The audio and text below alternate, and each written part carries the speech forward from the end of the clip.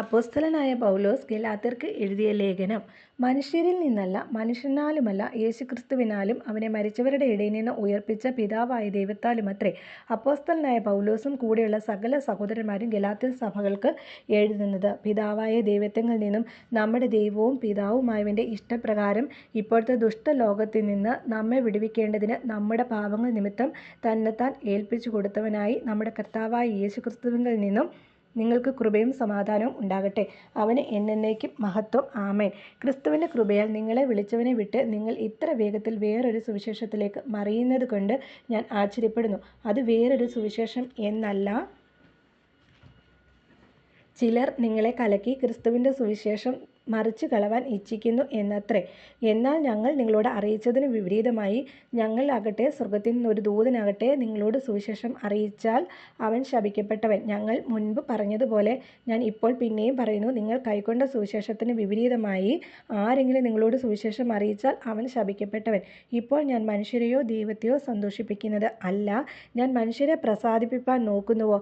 ഇന്ന് ഞാൻ മനുഷ്യരെ പ്രസാദിപ്പിക്കുന്നുവെങ്കിൽ ക്രിസ്തുവിൻ്റെ ദാസനായിരിക്കയില്ല.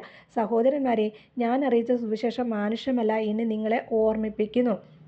അത് ഞാൻ മനുഷ്യരോട് പ്രാപിച്ചിട്ടില്ല, പഠിച്ചിട്ടുമില്ല. യേശുക്രിസ്തുവിൻ്റെ വെളിപ്പാടിനാൽ അത്രേ പ്രാപിച്ചത്. യഹൂദമതത്തിലെ എൻ്റെ മുമ്പിലത്തെ നടപ്പ് നിങ്ങൾ കേട്ടിട്ടുണ്ടല്ലോ. ഞാൻ ദൈവത്തിൻ്റെ സഭയെ അത്യന്തം ഉപദ്രവിച്ച് മുടിക്കുകയും എൻ്റെ പിതൃപാരമ്പര്യത്തെക്കുറിച്ച് അത്യന്തം എരിവേറി എൻ്റെ സ്വജനത്തിൽ സമപ്രായക്കാരായ പലരെക്കാളും യഹൂദമതത്തിൽ അധികം മുതിരുകയും ചെയ്തു പോന്നു.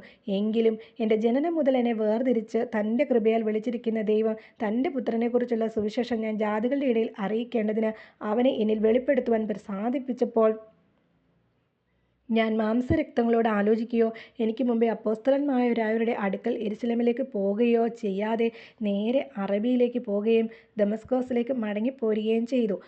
3 ആണ്ട് കഴിഞ്ഞിട്ട് കേഫാവുമായി മുഖപരിചയമാകേണ്ടതിന് യെരുശലേമിലേക്ക് പോയി 15 ദിവസം അവനോടുകൂടെ പാർത്തു. എന്നാൽ കർത്താവിൻ്റെ സഹോദരനായ യാക്കോബിനെ അല്ലാതെ അപ്പോസ്തലന്മാരിൽ വേറൊരുത്തനെയും കണ്ടില്ല. ഞാൻ നിങ്ങൾക്ക് എഴുതുന്നത് ഭോഷ്കല്ല എന്നതിന് ദൈവം സാക്ഷി. പിന്നെ ഞാൻ സോറിയ, കിലിക്യ ദിക്കുകളിലേക്ക് പോയി. യഹൂദ്യയിലെ ക്രിസ്തു സഭകൾക്കോ ഞാൻ മുഖപരിചയം ഇല്ലാത്തവൻ ആയിരുന്നു. മുമ്പേ നമ്മെ ഉപദ്രവിച്ചവൻ താൻ മുമ്പേ മുടിച്ച വിശ്വാസത്തെ ഇപ്പോൾ പ്രസംഗിക്കുന്നു എന്നു മാത്രം അവർ കേട്ട് എന്നെ ചൊല്ലി ദൈവത്തെ മഹത്വപ്പെടുത്തി.